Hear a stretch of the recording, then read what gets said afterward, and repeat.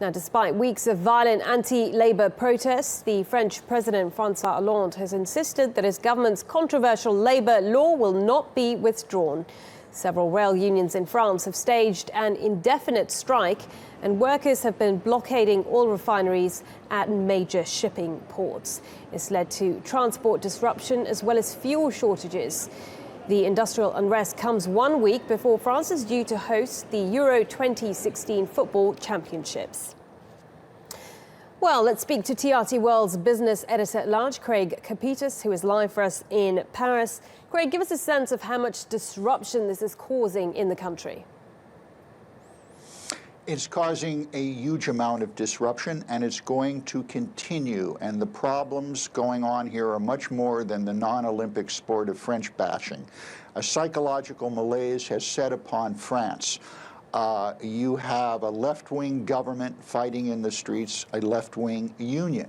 Now, the statistics are all over the place. 60%, according to the polls, 60% are in favor of not changing the labor laws, while 67% of the country have a negative opinion of the labor leader, Pierre Martinez, who is leading these strikes. All economic indicators are down here. In fact, it's like whack-a-mole. Today we have the railway workers on strike. Tomorrow it's going to be another sector.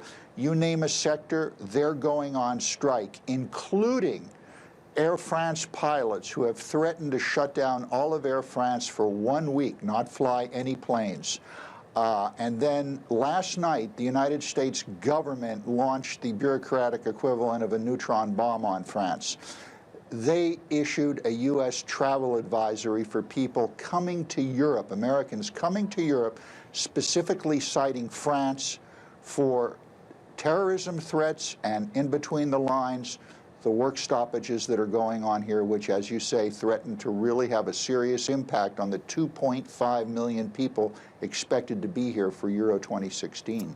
Craig, the Labour union seems to have a huge amount of power here, but the French president just not backing down. No, and if you talk to business leaders in France, they will tell you that François Hollande is whistling past the graveyard on this one.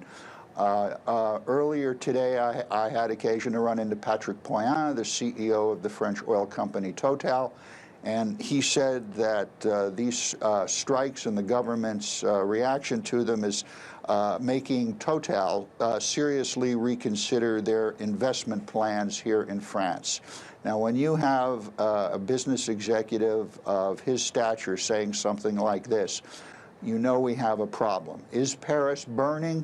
No, it's not, but that's likely because we've been under 5 days now of nonstop rain. Okay, Craig, many thanks for that. Our business editor-at-large, Craig Copetas, talking us through the disruption in Paris.